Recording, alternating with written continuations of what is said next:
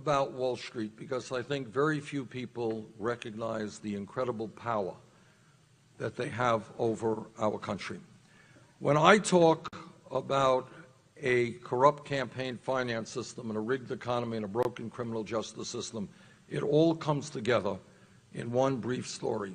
Some of you may have read about a month ago that Goldman Sachs, one of the large financial institutions on Wall Street, agreed to a settlement with the U.S. government for $5 billion. $5 billion. Now, why did they reach that agreement? They reached that agreement because, of course, they were selling fraudulent and worthless packages of subprime mortgage loans.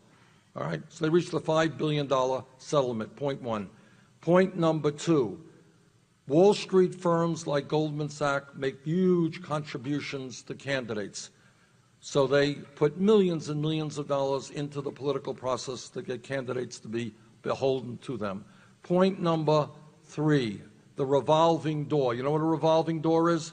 People go from Wall Street to government back to Wall Street.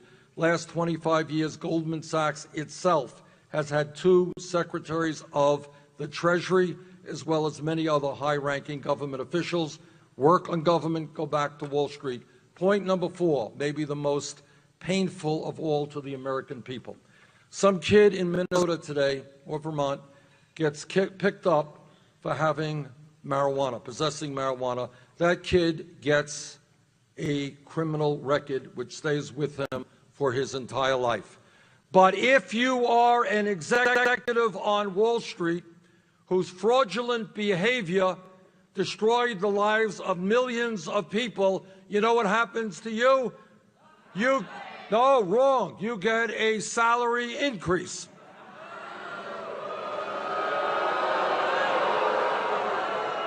And then if you are the head of Goldman Sachs, you come to Congress as a billionaire and you say to Congress, cut Social Security, Medicare, and Medicaid, and give huge tax breaks to the wealthy.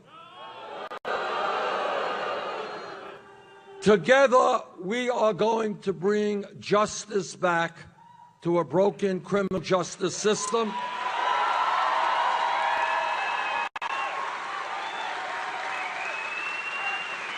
And that means, you know, justice under the law is a profound statement, something deeply embedded in who we are as Americans. And what it means is if you're poor and you break the law, you're going to pay the price.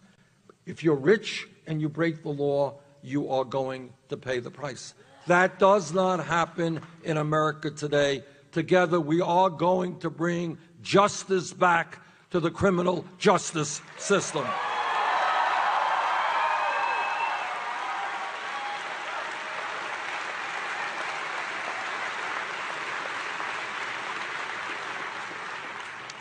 I am a member of the Senate Committee on the Environment and the Senate Committee on Energy. I've talked to scientists all over this world.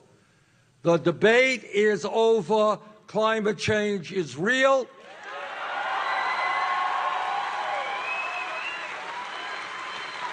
It is caused by human activity. It is already doing devastating harm in America and all over this world.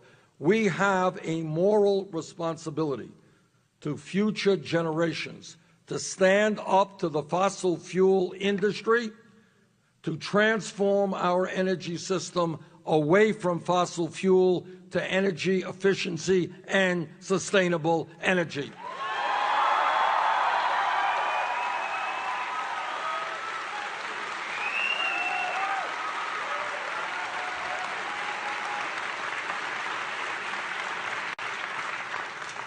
Now, I have been criticized for saying that the United States should join every other major country on earth, the UK, France, Germany, Holland, Scandinavia, Canada, every major country on earth, in guaranteeing health care to all people as a right.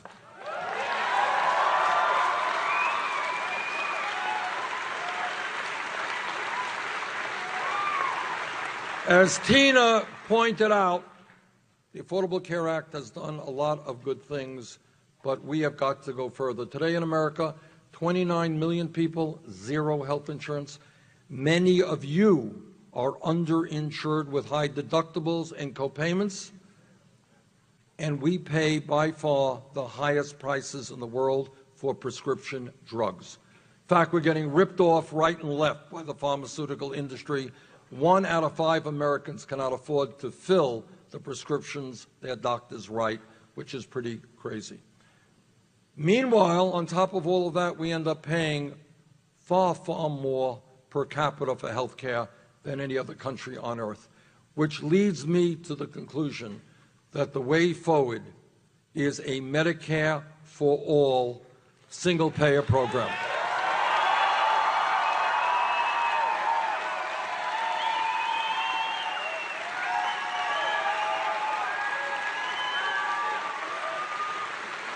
Now,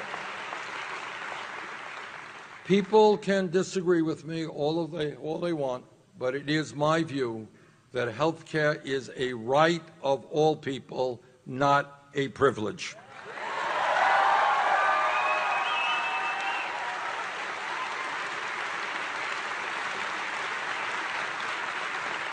Now, we can do great things in America when we do not allow people like Donald Trump and some of his friends to divide us up. To divide us up and make attacks against Latinos, vicious attacks, or against Muslims or against African Americans or whatever. When we stand together, there is nothing that we cannot accomplish. Now, I look forward very much, boy, it would make me so happy, to have the opportunity to run against Donald Trump.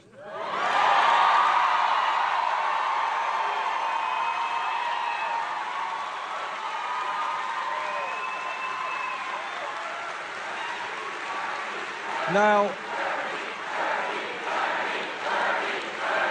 and the reason I would love to run against Trump, well, for a start, a lot of the national polls and state polls show us beating him pretty badly, and that's a good start. But the reason that I'd like to run against Trump is that we will defeat him because the American people do not agree with him that we should give hundreds of billions of dollars in tax breaks to billionaire families like his. The American people do not believe or agree with Trump when he thinks we should not raise a $7.25 minimum wage. The American people do not agree with Donald Trump when he says in a Republican debate, if you can believe it, that wages in America are too high.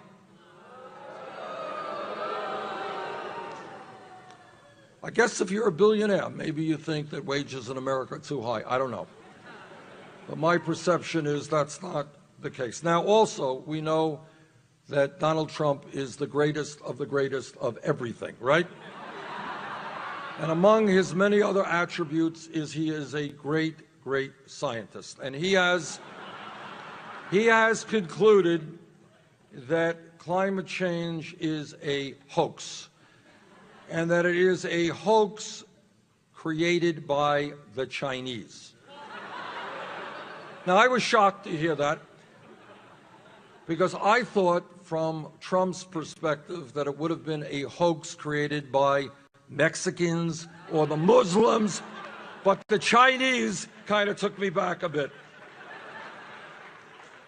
All right, we will together defeat Donald Trump because the American...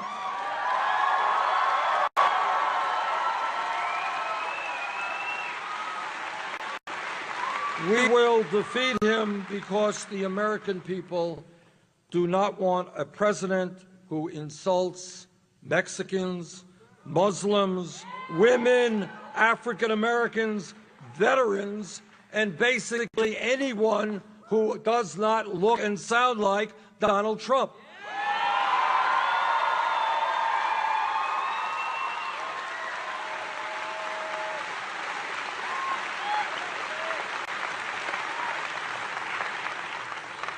We will win because togetherness, bringing people together, trumps divisiveness.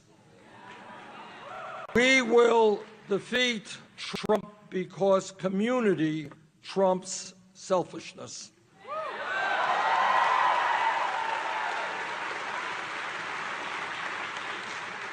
And most significantly, and the deepest point that I can make, we will defeat Trump because love trumps hatred.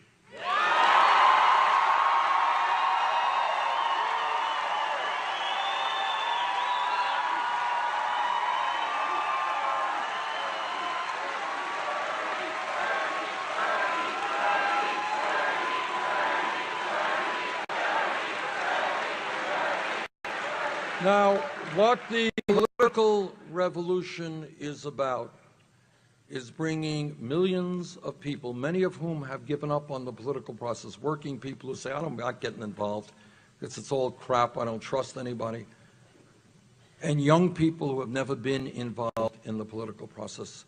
It's bringing people together by the millions to stand up and say something very simple. And that is that the government of this country belongs to all of us, not just a few. Now, what politics is about is not just wearing a pin or coming to a rally. It is more than that. It is getting deeply involved in the political process. Minnesota can play a profound and important role in moving this country forward toward a political revolution on Tuesday, just a few days from now.